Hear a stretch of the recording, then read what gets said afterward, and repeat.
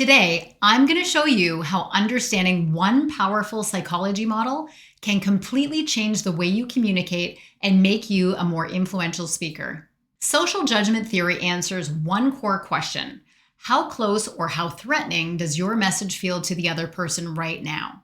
Because persuasion doesn't fail when people disagree, it fails when a message lands too far outside what someone is ready to accept. You can see this play out very clearly in politics. The same speech, the same data, the same message can feel obvious to one group and completely unacceptable to another. Not because one side is smarter, but because the message lands in a different psychological place. According to social judgment theory, people don't evaluate ideas neutrally. Every message we hear is automatically compared to what we already believe. And based on that comparison, the message falls into one of three psychological zones called latitudes: the latitude of acceptance, the latitude of rejection, and the latitude of non-commitment. And the mistake most people make is assuming that if their idea is logical, reasonable, or well explained, it should land the same way for everyone. Hi, I'm Melissa Barlock. I'm a business owner, a communication and leadership coach, and a professor teaching a college course called Persuasive Communication and Presentations. My goal is to help you become a more confident and effective communicator and leader. Here's why this model matters so much. Most communication problems don't happen because people are stubborn, closed-minded, or unwilling to listen.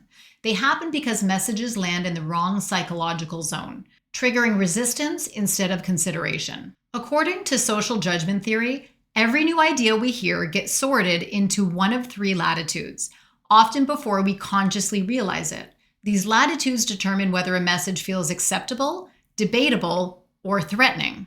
The first latitude is the latitude of acceptance. This is where ideas already feel aligned with what someone believes. When a message lands here, it feels reasonable, familiar, or obvious. There's little resistance because the idea doesn't challenge identity, values, or prior commitments. In professional settings, this sounds like someone saying, "We need clearer priorities and better communication," and the room nodding along. People may not agree on every detail, but the general direction feels right.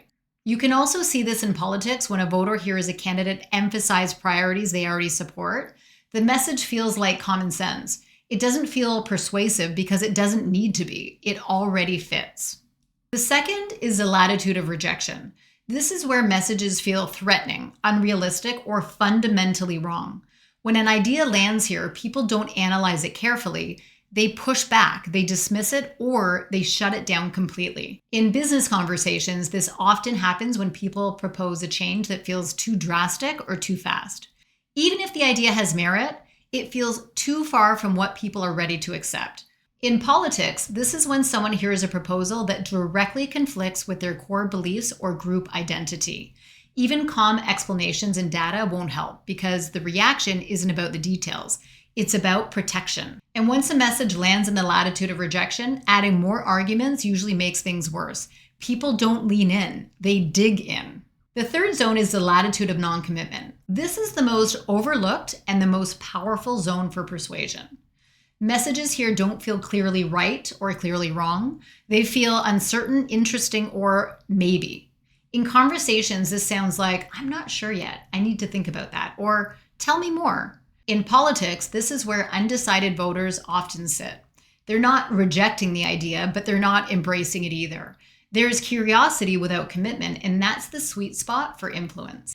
Effective communicators don't try to drag people from rejection straight to acceptance.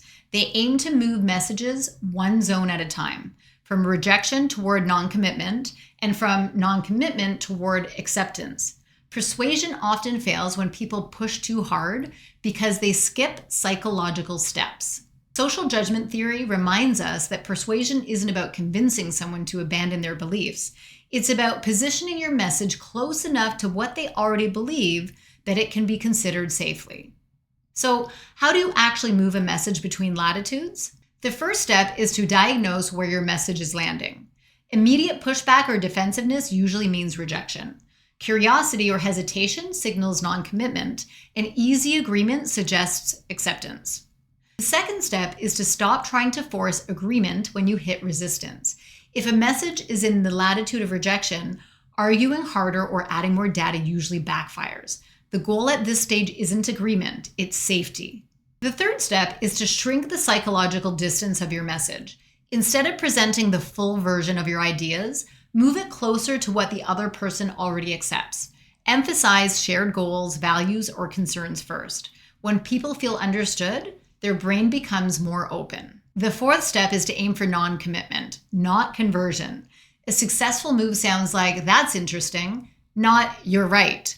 Curiosity means the message is no longer threatening. The fifth step is to introduce small incremental shifts.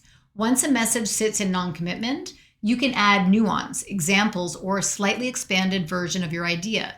Each small step makes the next one feel safer. The sixth step is to use questions strategically.